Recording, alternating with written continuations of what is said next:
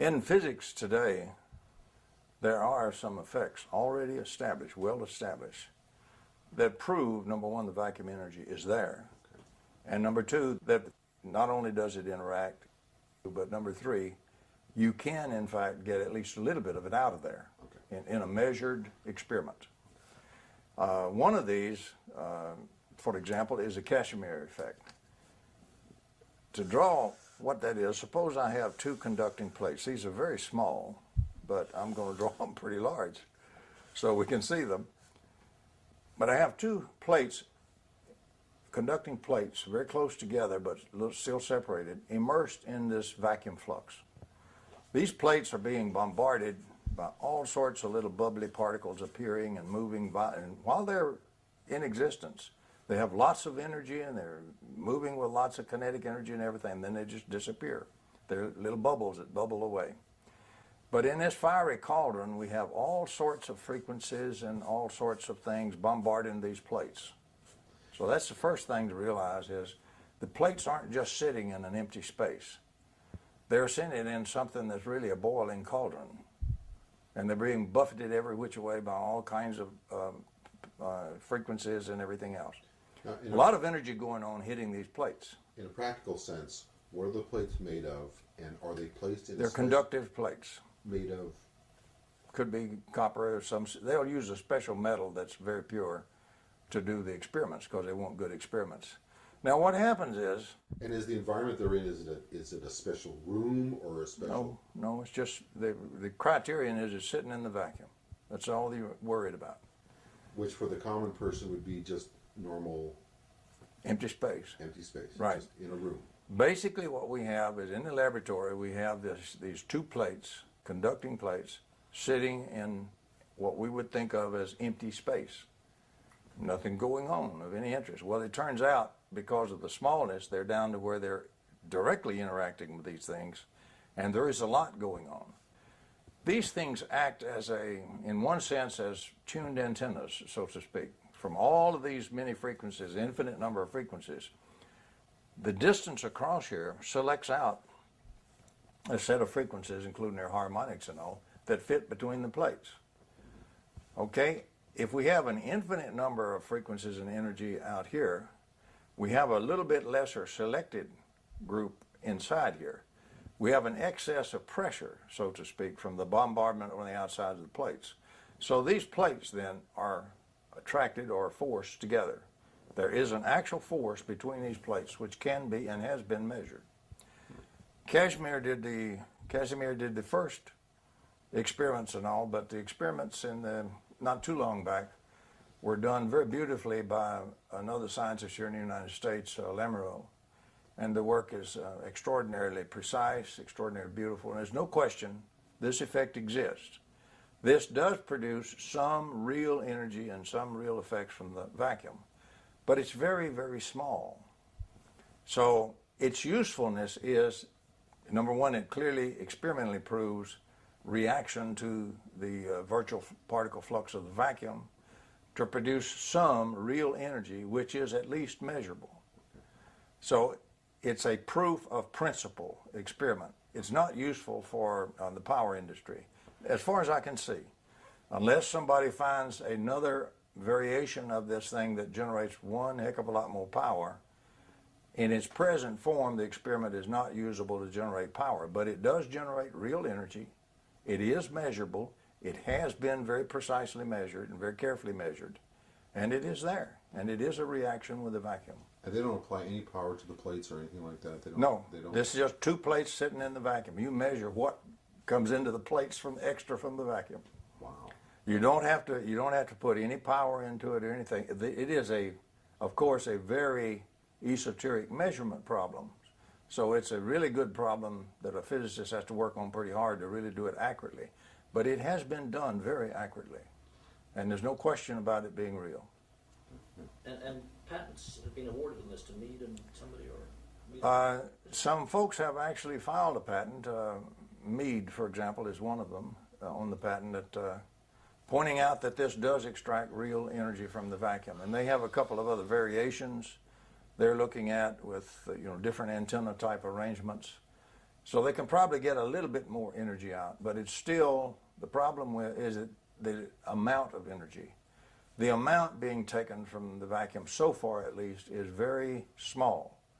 But it's real. The point is, it's like a small white crow. It's still sufficient to prove that not all crows are black, even though it's a itty-bitty crow. Hasn't grown up yet. Now the question is, how do we get him grown? Right. So, but this is a Casimir effect. It's a standard effect. It's in, it's good physics. It's been good physics now for quite some time. And the precise experiments to fully support this have been done and are in the literature. So any really knowledgeable physicist will almost certainly agree with the fact that the Casimir effect is a demonstrated effect of energetic effects from the active vacuum. Cool. Very good. Thank you. It's interesting. It's the standing wave that's created, or basically a standing wave. So you're kind of creating a differential. Is it kind of well? What you're doing is you're sorting out frequencies from a whole batch of frequencies. So there's less frequencies. Frequencies got energy in them. See, right. There's less energy in frequencies in between your plates than the energy outside is bombarding them. So you're not balanced in forces. Right. You have the forces outside now being a little bit greater than the forces pushing back from the bombardment inside, and therefore the plates appear to attract. They, in fact, are pushed together. Interesting. Would you mind defining the dipole and then continuing on with the current standard of killing the dipole? Okay. Oh, thank you. From the point we're coming from, where we want energy from the vacuum, usable energy to power lights and power motors and power homes, we have to find a reaction which can give us appreciable and hopefully electromagnetic energy from the vacuum. Now, before 1957, we really didn't know precisely that there was such a reaction widely available. But since 1957, we now know that. It was the discovery of what's called broken symmetry. Li and Yang predicted it theoretically, particularly in 1956 and early 57, just the first part of 57. A very short time frame there is when their work, reached a pinnacle. And the publications occurred predicting, real solid broken symmetry. What we're talking about is a broken symmetry in the virtual particle flux of the vacuum. What that means is, this part is not just like this part, we've had a change in the vacuum. That's what broken symmetry means. And we've had a change big enough to be observable. As Lee said, anytime you have a broken symmetry, something virtual has become observable. So it means we have something now that is, at least in theory, is measurable. It's big enough to be observed and measured. And broken symmetry was that magic tool that was predicted in 56 and 57. But this was such an important prediction. It would be such a revolution, were it true, that strong experimental physicists jumped on it immediately to prove it's either true or it's false. It was that important. It needed to be done very quickly, and they did. And as a matter of fact, in February 1957, Wu and her colleagues, Wu has died recently, Wu and her colleagues proved it experimentally, a very short period of time after the prediction. The impact and the implications of this to all of physics were so profound, the Nobel Prize Committee also moved with unprecedented speed and awarded the Nobel Prize to Li and Yang in the same year, in December of 1957. So I'm trying to create the image of how sudden and strong a revolution this actually was, and its immediate recognition. One of those broken symmetries, one of those things that will take some virtual energy and change it into positive or observable energy that you can measure and detect, was the broken symmetry of opposite charges. So let's talk about a charge. A charge is a very strange thing. We really don't have a completely accurate definition of charge. It's still a bit of a fuzzy concept, but we do know some facts about it. And some of those we know way past the idea of charge back in the 1800s. Particle physics in the 1900s has found out a lot about how charge behaves and how it ticks and how it interacts with things. So if I have what we would call classically a charge, this could be just a single electron sitting in space. It's not sitting in empty space like we normally would consider it from the classical view. It's sitting in this boiling cauldron of virtual particle flux, just boiling every which way and bombarding it, and little bitty tiny momentary photons being absorbed and being re-radiated and all kinds of things. Every time it absorbs a photon, it changes that into a little tiny differential of mass and so forth. So there is a cauldron going on. The charge itself is very dynamic. As a matter of fact, if I place this charge in this cauldron called empty space, or preferably called the vacuum, and suppose this is an electron, negative charge. Surrounding it, there will be a predominance of the opposite charges in these bubbles. So I will have lots of little positive charges appearing and disappearing out here everywhere at incredible speed. Incredible speed. Well, we know that if we have opposite charges, we have what in classical theory is called force field lines, lines of force. These are not yet force, but we do have lines of attraction and so forth between these. They're opposite charges. What we have is we have what is now the broken symmetry of opposite charges, because I have one kind of charge here in the middle, and around it is this huge screen of all these bubbles of opposite charges. If I'm trying to look at this charge with an instrument or measure the charge, I'm not really measuring the charge. I'm measuring through this screen charges, which is infinite, by the way.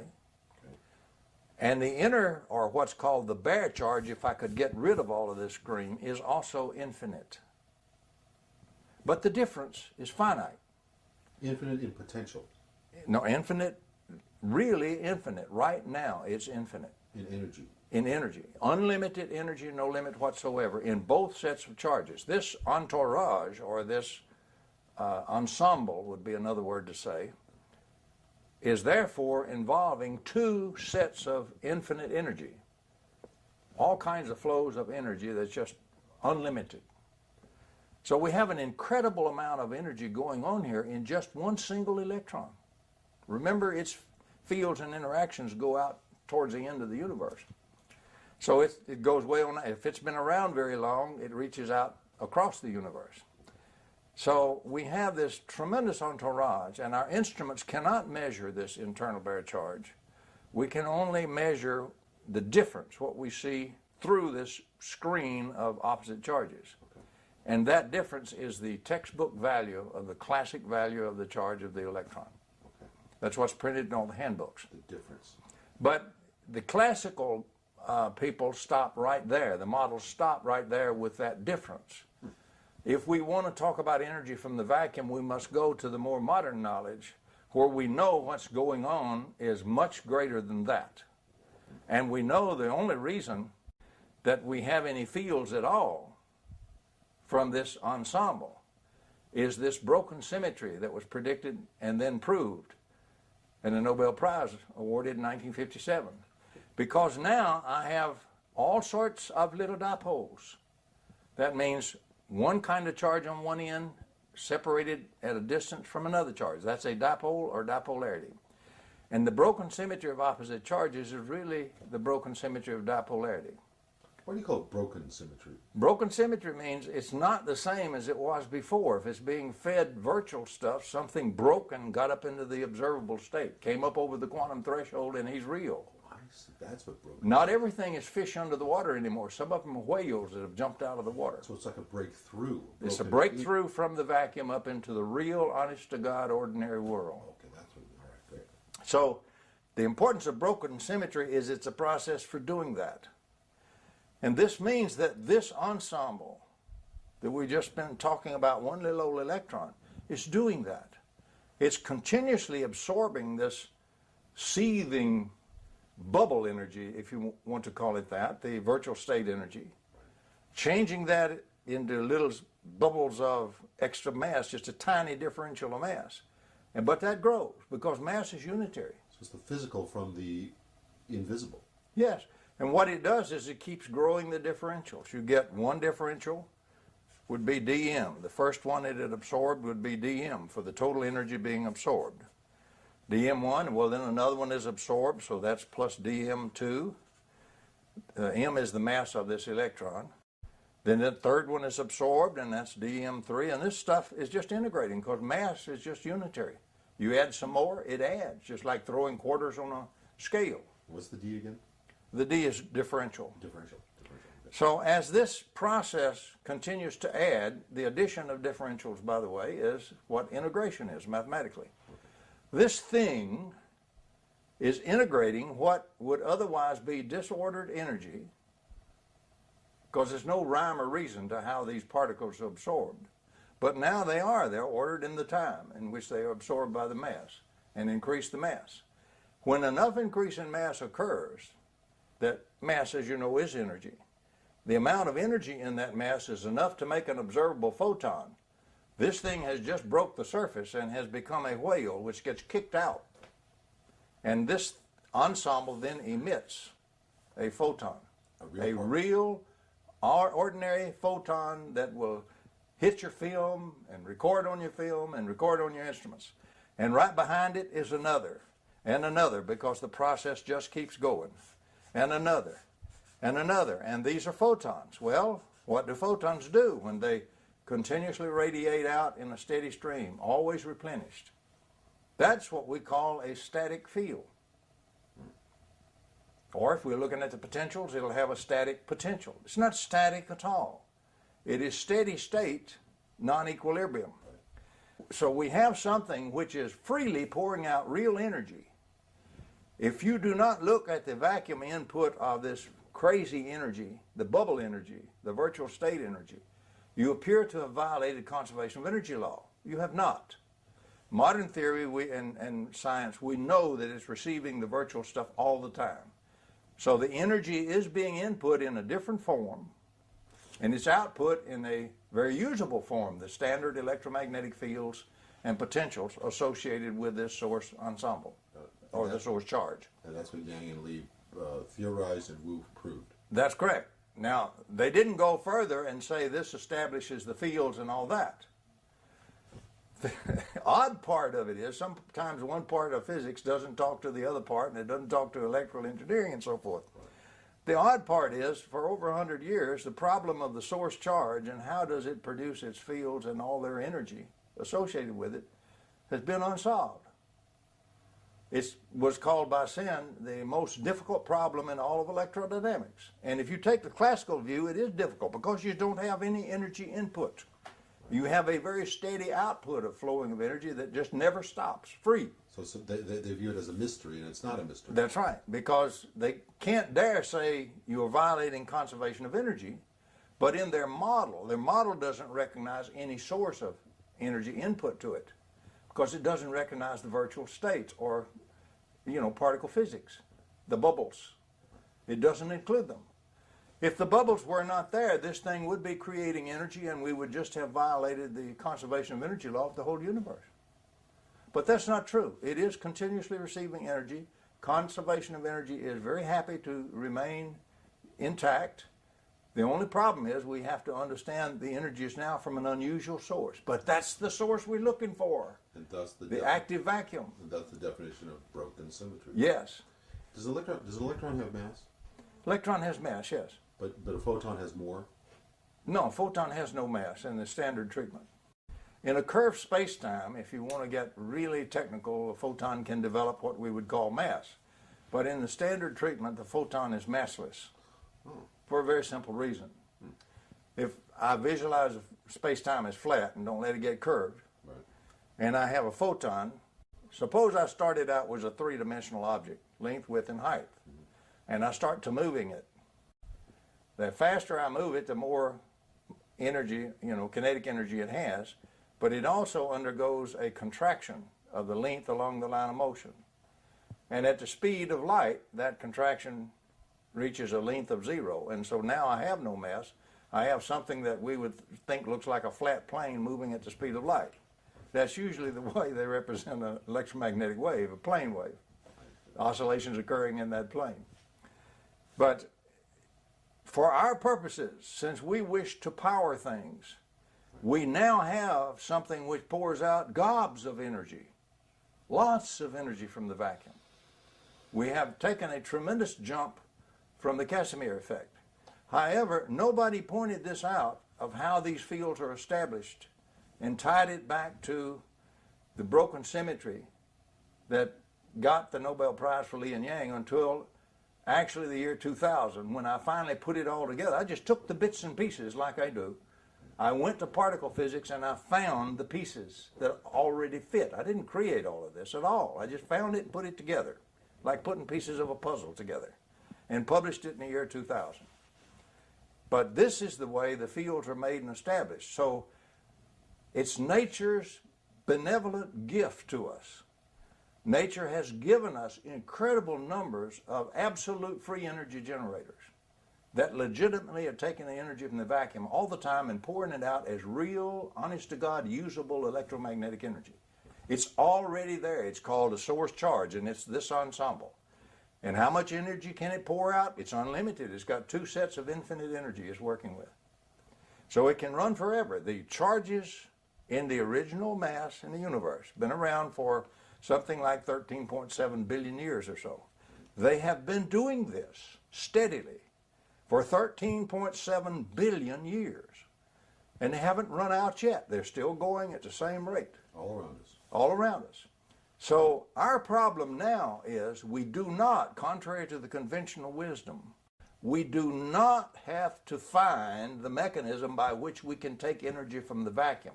Nature has given us that on a silver platter.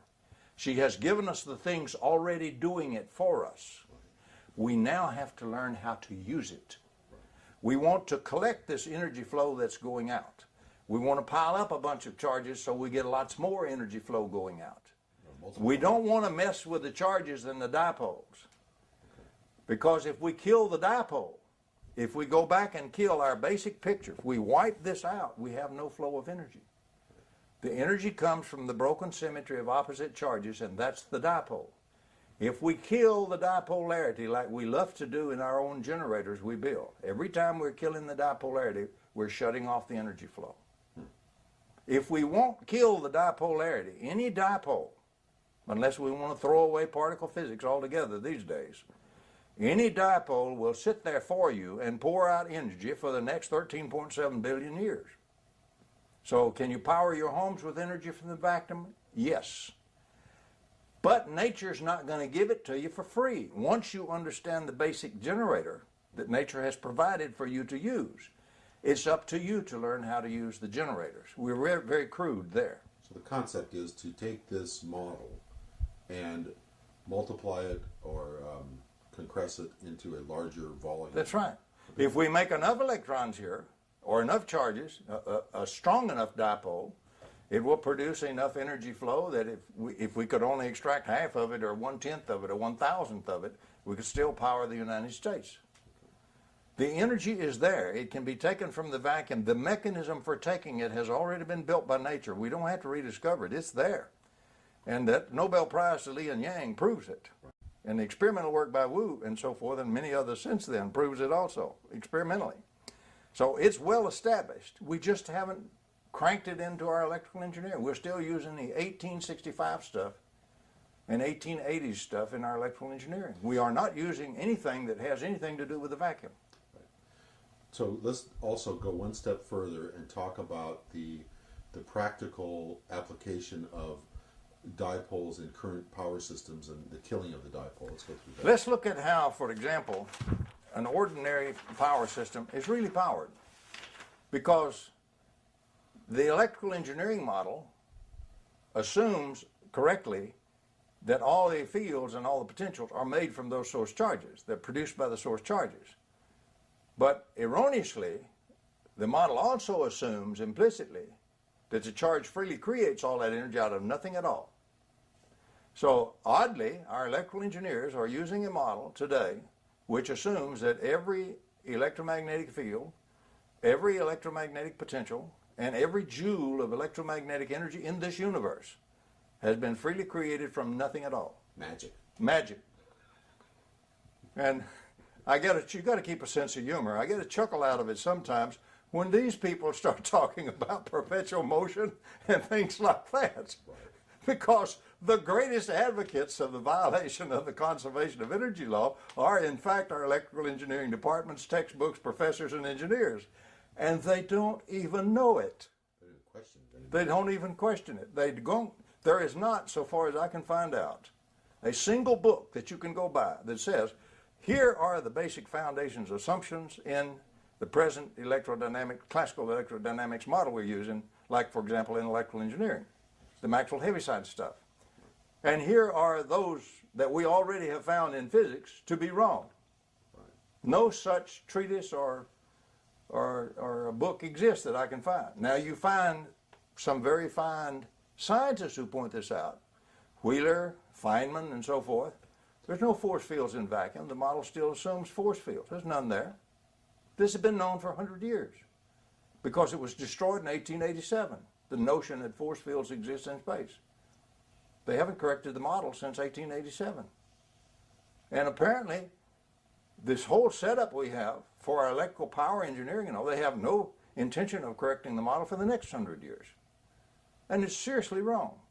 So the current model assumes that the source charge comes from some magical... The source charge creates energy out of nothing at all in their model. There is no input to the source charge at all. But they can't escape the fact that it has a steady input. Why can't they escape it? Because you can prove it experimentally. You can suddenly produce charge. Let me show. At a point in the laboratory, suppose, clever devil that I am, we take this point, or some young grad student does this real sharp, and not much better than I would be at that. We take a point in the laboratory, and that's going to be the zero of our reference grid. And every so often at measured intervals out here, since this is a thought experiment, we can be perfect. We have perfect instrument packages at each point that can measure. And since I can do this very conveniently, we will take the speed of light for 1 second, convert that to distance, about 300 million meters, give or take a few. And we'll say, regardless of how strong or how weak it is, these instruments are perfect, we're going to measure it. And so what I do is again, being a thought experiment, we can be perfect. We instantaneously produce this charge in the laboratory. Now, in real life, I can't quite do it instantaneously, and I'll have a little lead pulse. We're going to disavow that and throw that away. What I'm interested in is what happens once this thing got formed. Okay. So suddenly a charge appears at this 0 point in the laboratory. After 1 second, the first instrument package reads. Whatever the value of the field from that charge is spreading out, the photon density, flux density at that point, is going to give the field intensity measurements and the potential intensity measurements here. This instrument suddenly reads, and it doesn't then die away. It continues to read from now on. If you wait 1 billion years, it will continue to read exactly the same value. Okay, that was 1 second. The first instrument suddenly, bang, and it will read forever, that amount. The field continually replenished and established there. The second instrument package suddenly read. Okay. The third one at the end of the 3rd second. And as the seconds pass, package after package after package. Since this is the thought experiment, we ran these all the way out past the solar system. If you wait 1 year, there is a package out there just beyond out there outside the solar system that suddenly reads. And it will stay that reading as long as this charge stays in this lab right here and never varies, and you don't destroy it. So we can easily prove there is a continuous flow of energy strictly from the way the instrument package is. Now, in a real experiment, we'd move them in much closer and we'd do it out to a certain length, and that's good enough. Proves the principle. But it would work if we could do this in real life. So we prove that there is experimentally, we can easily demonstrate there is a continuous flow of energy from every charge. Now the question is, where'd that energy come from? Because we can integrate, you know, our engineers can do this very well. They can take the instrument readings and they can integrate the energy density and they can come up with exact energy at any moment that's in that whole volume of space that's being filled with energy. It gets thinner in density as you go out, of course, falls off as a square for the field and as inversely as the square and inversely as the length for the potential. But it does continue to remain non-zero to the end of the universe. And so we have then incredible generators of energy already with us called charges, source charges, which do take the energy from the vacuum. And all the electromagnetic energy we have, all the field energy, all the fields, all the potentials come from those source charges. And that comes from the vacuum. Nothing we do has ever done anything but use vacuum energy. And we called it electromagnetic field energy and electromagnetic potential energy. So things like permanent magnets. Permanent magnet is a dipole. So it's we call magnetic charge, you see, a pole, a magnetic pole. So what we have in a permanent magnet, we have a dipole. Broken symmetry of dipole, of any dipole applies. That permanent magnet is doing this process all the time. But if the field is absolutely steady, and you come and measure it, and you come and measure it again, and you come and measure it again, it'll always be the same value at that same point. You tend to think it's static. Okay, let's reason about static. Since this thing is flowing, you can't have a photon in space sitting still. If in free space, if there's a photon there, it's moving at the speed of light, or else we've got to throw away relativity, including special relativity. We've got to get rid of it altogether. That's not true. It is moving. But the thing is, as Tom Flandern pointed out, you have two ways of looking at something static, and he used a beautiful representation of a waterfall. If the waterfall were truly static, it looks fixed if it's perfect, you know, assume a perfect one. It looks beautiful, and it's just always the same. Every time you look at it, there it is. Doesn't seem to have changed at all. But every part inside, internal part, is in violent motion, moving on through, and another part right behind it, and being replaced all the time. Right. So it is not a truly static waterfall. That would be a frozen waterfall. Instead, it's an unfrozen waterfall, and in thermodynamics, what it is a steady state flow. Right. It's a system in non-equilibrium. That is, energy is steadily entering and steadily leaving, but it's doing so at a steady rate. And the pure system definition of that is a non-equilibrium steady state condition. And so in von Flandren's unfrozen waterfall, which is what a static field really is analogous to, we are looking at a non-equilibrium, steady-state condition. Can we prove it? Of course, from our model we just went through where the energy comes from out of the vacuum. We have a steady flow of energy in this peculiar virtual state into the charge, being absorbed by it, being transformed by the charge into this now observable photon energy that keeps flowing out of it at a steady rate. It absorbs at a steady rate, changes the form, puts it out in another steady rate, and that is the pure definition of a non-equilibrium steady-state condition that extracts energy from the vacuum and turns it into real energy. So we don't have to do the conversion. Right. I don't have to convert vacuum energy into real, usable, observable energy. Nature already does. Every charge in the universe already does it. Every dipole does it. So something like the MEG is just capitalizing on that. That's right. Anything we do with electrical energy, we're capitalizing on what these charges are doing, taking the energy from the vacuum. All the energy in any electromagnetic circuit comes from the dipolarities in the circuit.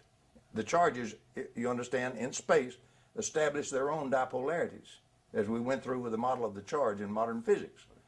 So everything is due to the dipolarities and is taking the energy right out of the vacuum. It has nothing to do with cranking the shaft of the generator. So what do we crank the shaft of a generator for in the first place? Well, let's see why we crank the shaft of a generator.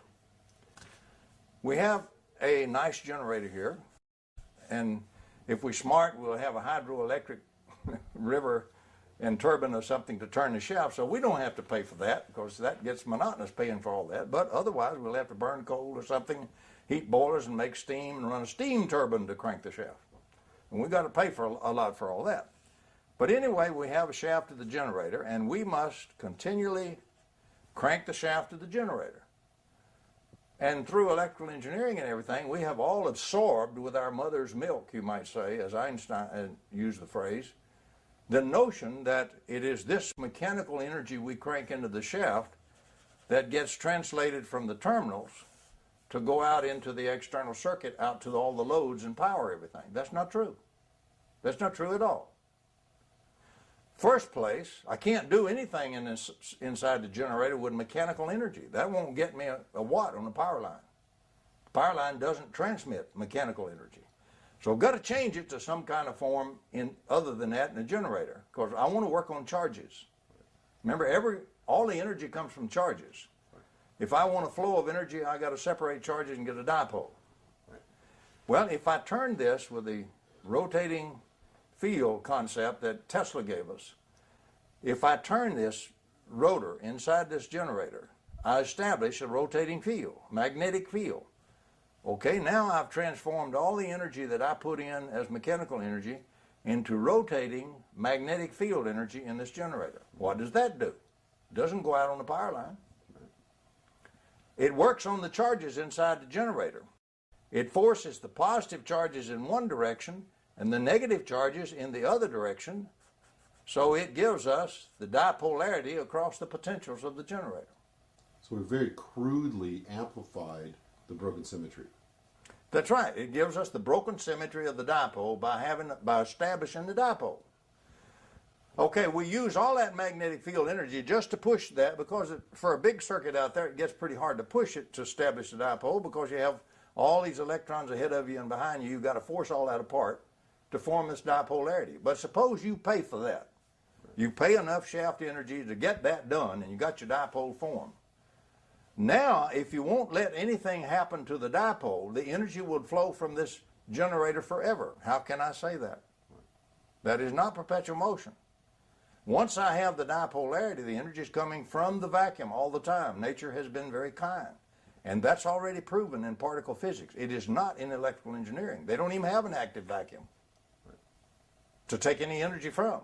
They just wipe it out. Don't even talk about it. So they think it came from the shaft energy. It didn't.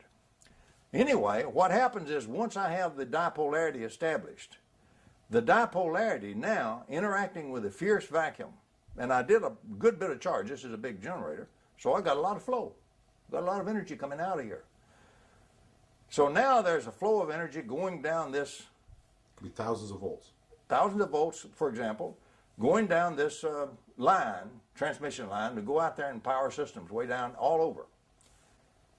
And so, strange thing happens.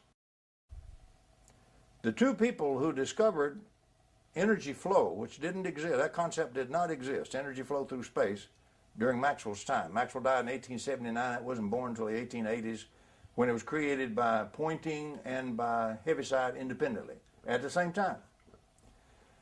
Interesting thing happens. A little part of this flow of energy, which is around the conductors act sort of like a waveguide, inverse, to keep the flow of energy going along the path you want it to go. So that's their function. So the energy flows around here, and the various charges and their fields inside the wire interact with it and divert a little bit of energy into the wires. A little bit of that gets diverted in there. A tiny bit. A real tiny bit. Maybe 1/10 trillionth of it. That part that will diverge into the wire is the part that Poynting considered. He never considered anything but the energy that enters the wire. He did not consider any of this other process of the energy coming out. Well, a very strange thing happens. Heaviside discovered that there's a big old energy component left after you diverge all the energy you're going to diverge into the wires in that whole system. There is far more energy than what you've diverged that's still available flowing outside the wire. It doesn't react with anything because it's in a curl form. Okay. Divergence of the curl in flat space-time is zero.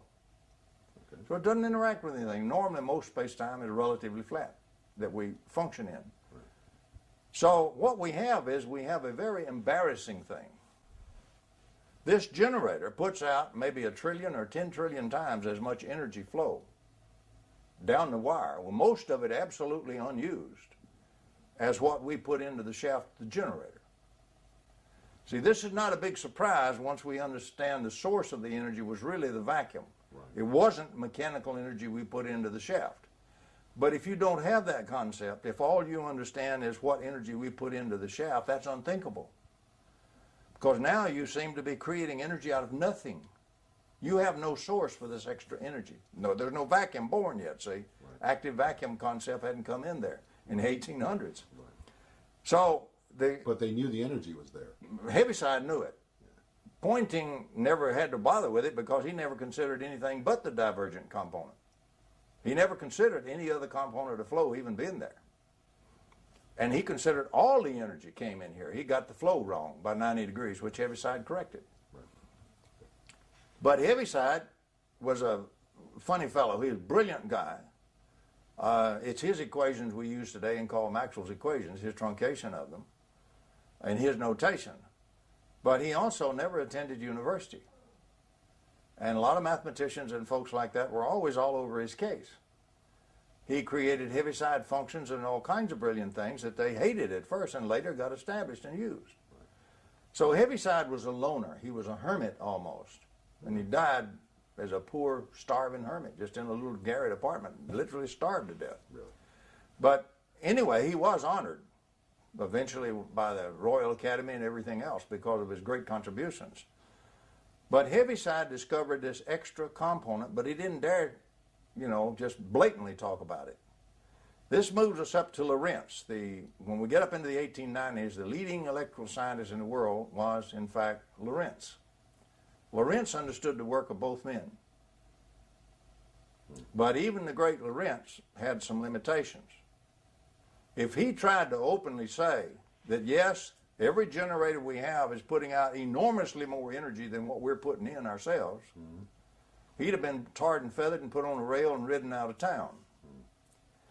And so he couldn't do that if he wanted to maintain his reputation and position and not be destroyed. Nobody could.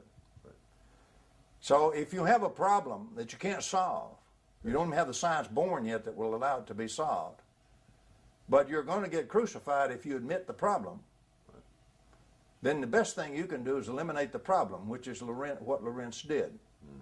So Lorentz taught everybody to take the energy flow vector for the whole thing, integrate it around a closed surface surrounding any point you want to choose anywhere. And that does a neat thing. Let's draw this closed surface all the way around this ball, and I got some energy coming in here. A little tiny bit of it gets diverged from that path. The other large part goes right straight on through.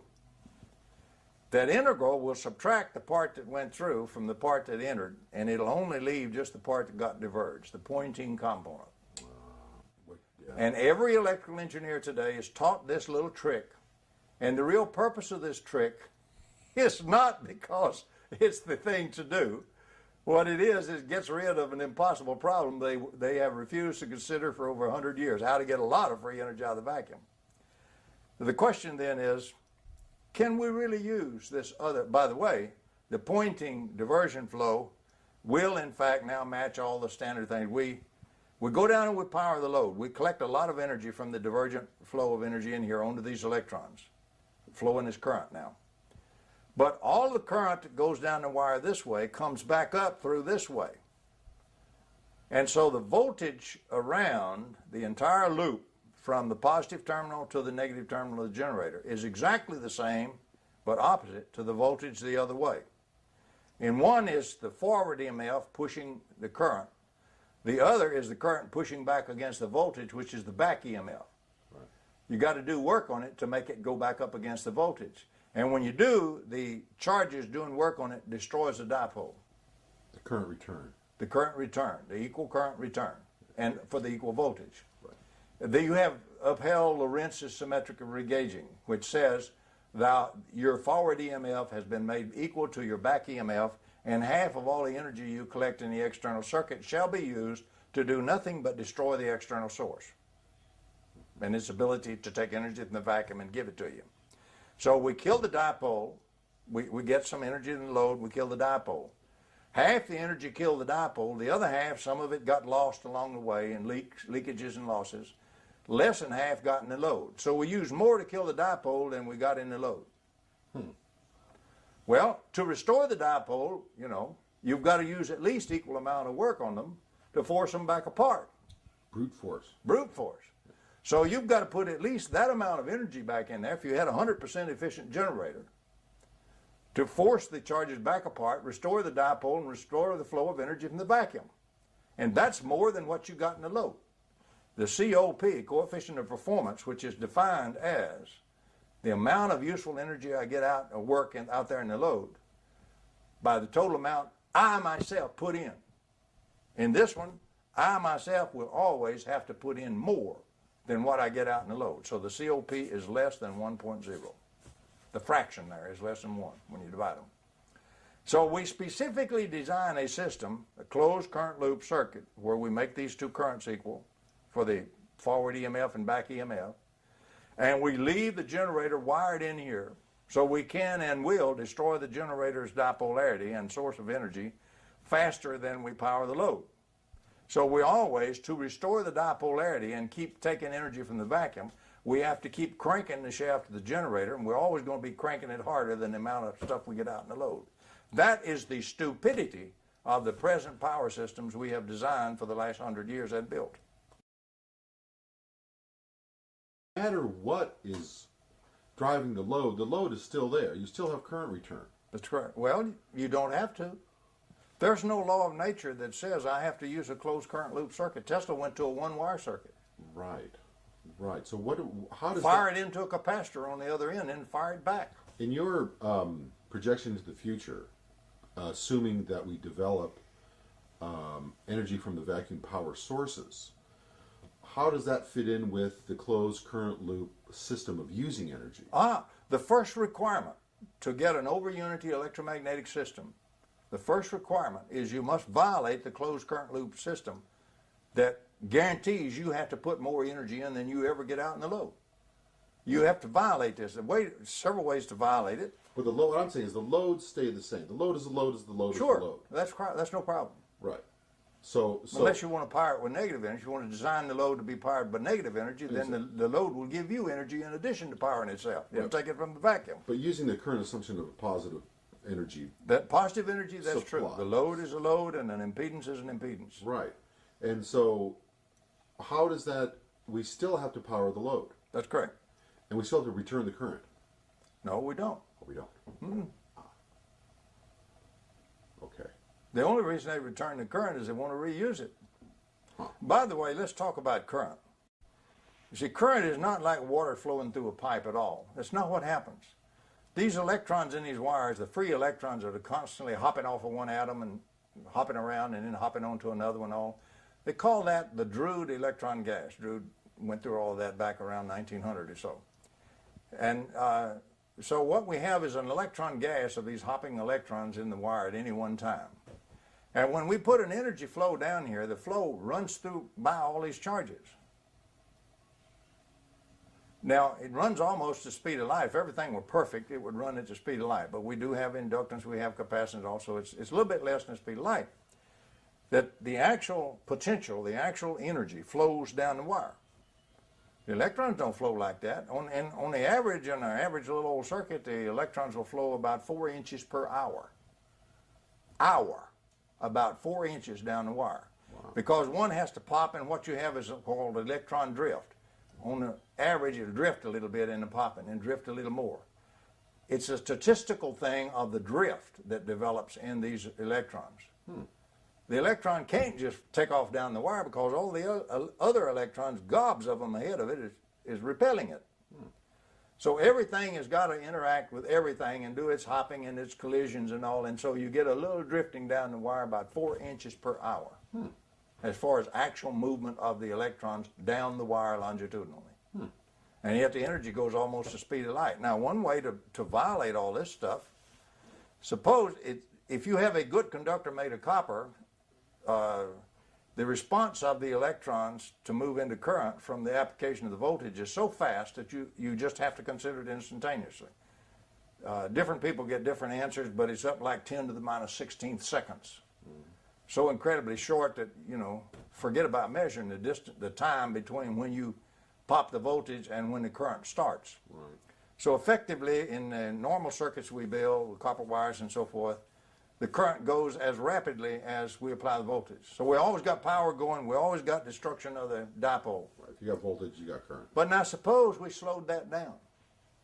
Suppose we froze those electrons for just a bit, say like a millisecond, a thousandth of a second. Ooh, that's a long time for something that's flowing at the speed of light. 300 million meters per second, that all you cut it down was 300,000 meters, you see, that it could flow before your electrons would start if you just delayed them a millisecond. So you potentialize your whole circuits with very little, you know, there's always a teeny little bit, you don't quite get to zero, but with essentially zero current. If you built something that had a delay automatically in the conductors, you can do that. If you dope this wire, if you take aluminum wire and dope it with iron, 2% iron, the numbers from the number crunchers come out looking like about a millisecond delay. You can design that and change the amount of iron and all this stuff until you get a millisecond delay. We have to have an alloy now. We want a nice equal alloy here. We don't want particles stuck in everything. If we have a nice alloy with about 2% of iron, give or take a little bit, we can build a wire which in fact will have about a millisecond delay between the time you apply the voltage, if you very sharply apply the voltage, and the time that any significant current gets going. About a millisecond delay. During that millisecond, unless your your circuit is greater than about 300,000 meters long, that's 300 kilometers. Normally we don't use a circuit that big. You can potentialize that circuit with no current and no power and no work. Energy's free. Potential energy is free. It doesn't cost you anything. Comes right out of the vacuum from your dipolarity and comes out free. You only pay when you start doing work and dissipate energy and change the formula. So what we would want to do is we want to get this circuit potentialized, and we want to get this generator then disconnected and out of there before the current starts flowing. And we can do that. Piece of cake. You just got to have a metallurgical lab make that wire, which unless you're going to buy lots of it, is going to be frightfully expensive. We looked into doing that, and you know, we weren't going to cough up $30,000-$40,000 to make that wire, unless you were going to get a lot of it made and so forth like that. But for a research program, and particularly where people have their own metallurgy, you could do that, and you could experiment with it. Okay, what do? We connect the generator very sharply, and we immediately fire the voltage down the circuit, and we potentialize the whole circuit. Meanwhile, the current is frozen, it's pinned. The electrons are trying to get started down the wire. The iron and so forth is delaying them. They're not moving. So at that point, we suddenly break loose the circuit from the generator, from the dipolar source. We attach instead a semiconductor, a diode, that will only allow the current to flow this way.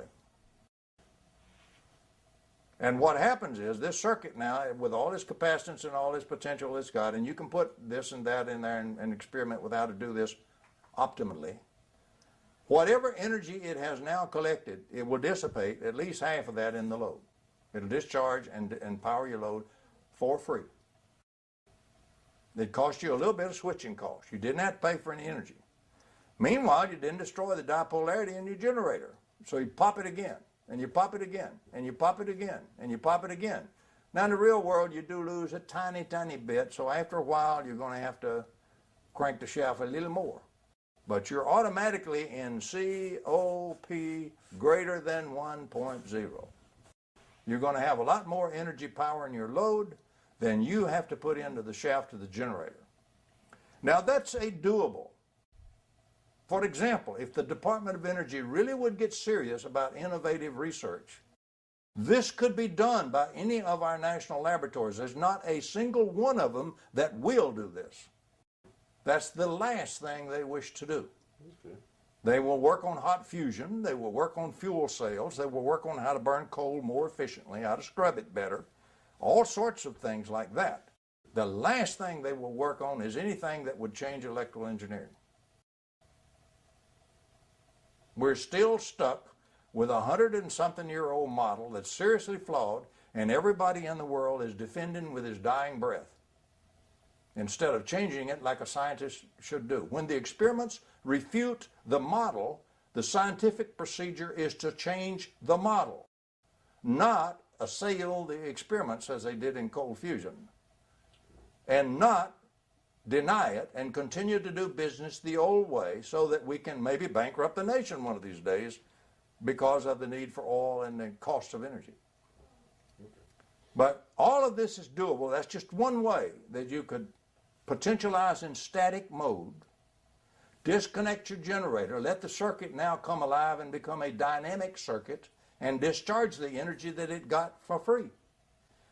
But our engineers are taught that a static field is useless when it's the most precious thing we have. It's pure flow of energy. It's a steady state flow. That's right, it's a steady state flow. Use that flow for free from your dipolar source and don't kill the source. That's the 10 Commandments put into one for free energy. Don't destroy the source dipolarity because you're killing the extraction of energy from the vacuum. You just never knew that. Relaxation time of that storage element, which we were discussing the other day, in fact. And there may be many other different devices or elements that can be designed that will do the same thing. I'm not trying to say that this is the only way. But it is a way of... Right, this is the basic approach that you have to think about, which is entirely different and foreign to the conventional engineer, electrical engineer. But you've got a positive and negative source of energy. Okay, so what your controller does then is it provides the oscillator and the timer. Put OSC and timing in here too. So what it's going to do is it's close this switch and energize this circuit. And while that's closed, this will charge up from the energy here, but it's done quickly enough that no current. If we put an ammeter in here, we should get virtually zero current. Yeah. So before current flows, this switch is opened and the controller closes this switch. And now you power the load with that much energy. Yeah, yeah. And then it just repeats and repeats. Okay. That's all there is to it. It's really a form of DC to DC converter. Yeah, yeah. But the difference is a conventional circuit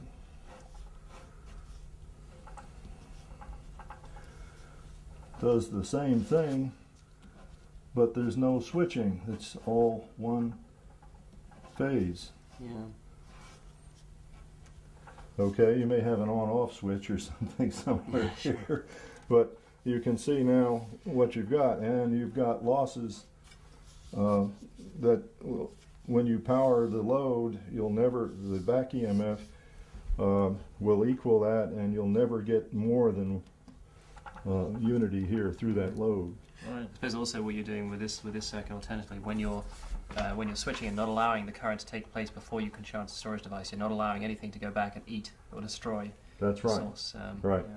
That's why the timing is critical here. So you have to arrange it so that the storage element has to absorb the energy fast enough so that you can switch off the dipole before a current starts to appear here. If you just left it on, you'd have this circuit. Yeah. Okay? Yeah. Essentially, except the load would be this now. So you don't want to do that. You've got to have the timing such, and we know that, well, we just know we know two methods to do it. One is a capacitor, and John uses that technique. Right. Is a way to go. The other is a coil that is made of a material that will slow down the relaxation time, which the relaxation time is what we're talking about with no current flowing during that first initial time period when you turn it on, until you have chance to open this switch and then switch it over. The energy now is in here, and we switch this one on and we put the energy into the load. So this is what I was talking about, 2 phases. Would that be a coil that would be doped with was it 98% iron, 2% Yes. 2% aluminum? Yeah, well, now that's a little sensitive, according to Tom. He happened to find out. Published it in 1992. Oh, he did? Okay. I mean, that's how I knew it. We know that if you can get a piece of wire that's made of 2% iron doped aluminum, Right. that it will give you something around a millisecond of relaxation, time. which is So that's really the too wire, long. the circuit. It's not to do the storage device. That's the circuit, the wires you're talking about, which you have. The wires could be copper, Okay. But that would be in Okay. the storage. but just Oh, inside here you Just would a have a PCB coil listed, yeah. made of aluminum Okay. Yeah. with this aluminum doped iron. That's all you need. But Okay. the problem is to manufacture that you have to make it in inert gas, and it's a really Yeah, complicated it's not a manufacture. simple thing. You Yeah. can't just run into the lab and whip up a Yeah, piece of sure. wire with that on it. Yeah. So, but that's all there is to it, and it's Yeah. extremely simple once you understand the concept, and that's what Tom's trying to get across, that you have to change your thinking from this type of circuit to this type of circuit Yeah. with the 2 phases. Yeah. I was just What thinking. we're taught to do this. Yeah. Yeah. It's over 100 years old. And physics, you see, at the time they put together the model, it was the very best information we had. Special relativity hadn't been born. Drude electron gas wasn't known. In fact, the electron hadn't even been discovered. People didn't know there was such a thing as an electron. The atom was a blob. There was no structure in the atom as far as their models went. It's clear they had energy. That's right. They knew about energy. That's right. But the basic understanding that we've gone much further now in physics was not there. If we'd have been back there in that day and age, we couldn't have done one bit better, maybe not as good, because they did it real straightforward and real dedicated. And much like your own work, they were studying phenomena. That's correct. They were studying various kinds of energetic phenomena and and coming up with theoretical models to That's right. explain the phenomena. What I've done is considered 2 things. I come along at this late period when a lot of physics has been done. It just hadn't ever been incorporated. It has never made it out of the batch of physics where it was done. It never did get really communicated. People may say, oh yeah, I've read about that, but that's it. They never took it to mind and never changed their model. So I had the good fortune that the physics is available. If you will go do some research and pull out the bits and pieces, it's there. But it had never been put together and taken back over into electrical power engineering and start doing it in power. The other advantage I had, I was very fortunate to be able to work with independent inventors who did have things working. Floyd Sweet, Howard Johnson, Frank Golden, and people of that caliber. I was able to work with inventors who actually had working prototypes or working experiments on the bench that did work. Now, sometimes they were the devil and all to figure out what was going on, and took years to do that. But the experiments were there. I was able to look at the phenomenology. So if you have the phenomenology, and if you have the basic modeling pieces needed, it's not that difficult to find those pieces and deliberately keep fitting it to this phenomenology, and let the phenomenology, the experiments, be your filter. That's called scientific method. It used to be anyway. Anything newer than them that you find really useful since the discovery and the proving of broken symmetry? Well, broken symmetry is widely used throughout physics today. Anything more recent that you think is also? Yeah, oh yes. The paper after paper after paper in the literature since then, on jillions of papers in literature on symmetry and broken symmetry. But any new discoveries that you find are equally as... The new discoveries tend to be very esoteric. For example, you now begin to question things like what form you have to think about reality in terms of. No, I mean in terms of your interest in energy. Yes, there is. For example, time comes seriously into question about what time is. You can use time as energy. And time is just like nuclear energy. It has the same energy density as mass when you convert it. And so if you were to develop that aspect of it, to use a little bit of time and convert it to energy, give up a little piece of time, dilate the time just a little bit, give you a lot of energy. and it can be electromagnetic energy. Interesting. So that's another way we will eventually go. Another thing it drives you to is you have to start considering negative energy as well as positive energy. So it drives you directly in the Dirac holes before they become positrons. So it drives you to the basic questions, because every conservation law is a symmetry. You see? Okay. And every time you have a broken symmetry, you have violated that conservation law, which means, looking at Michael Layton's work, because we don't have the geometry right now to go that level, but Layton has given it to us in the late 90s.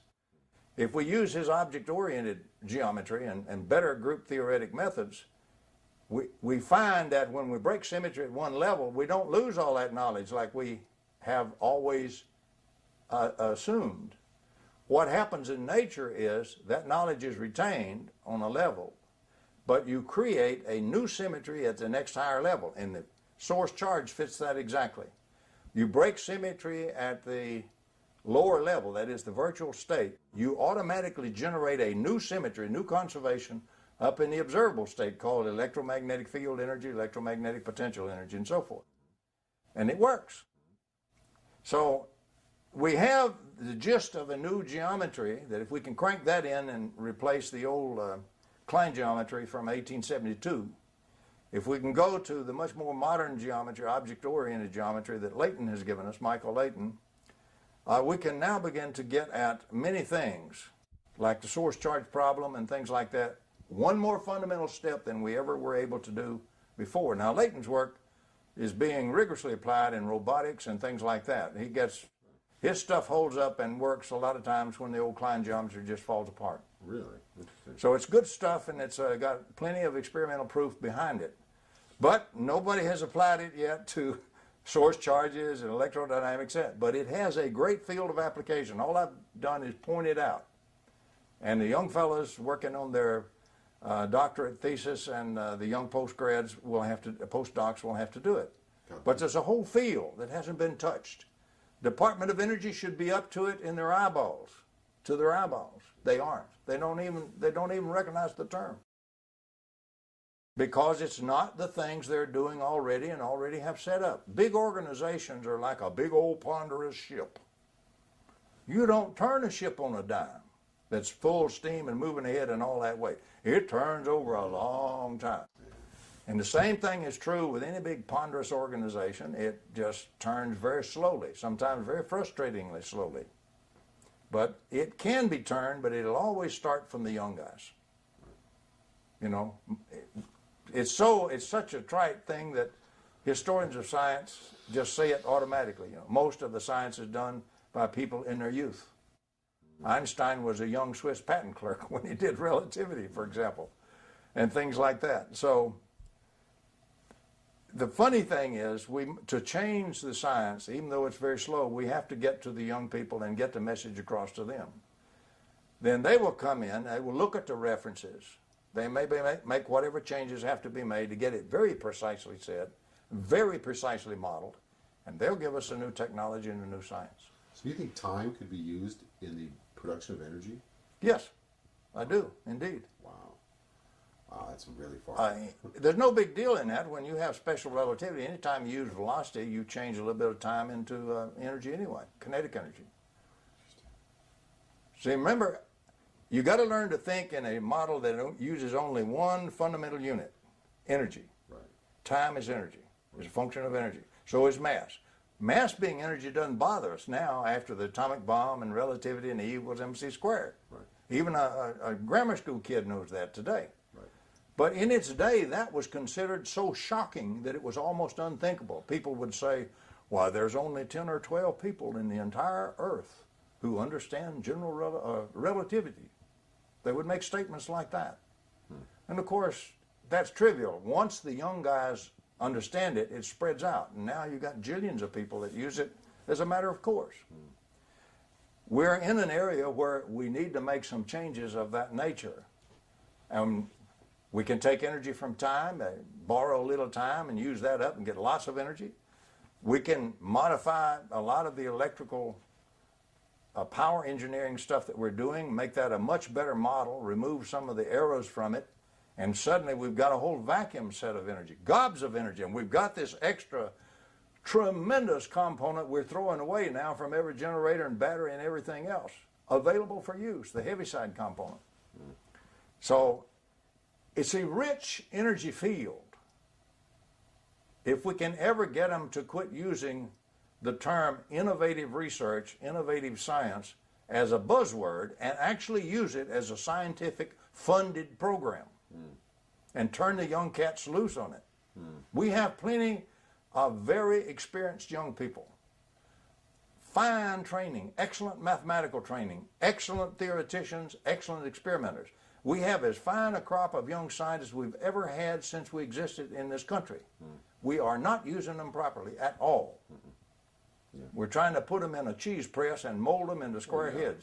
They are forced to be now in fierce competition for dollars for programs, for a post-grad program or to work on your doctorate. Yeah, we talked about that. And we talked about the packages coming down. You don't have any choice about the research that's done. It's already decided for you. The faculty in the electrical engineering department or the faculty in the physics department at a leading university doesn't sit down and decide what they're going to do in research. They look at what's available to get funded to do and what they have to do. And then maybe there's a tiny bit left over somewhere of what we would like to do. So what we're doing is really suppressing that scientific innovation.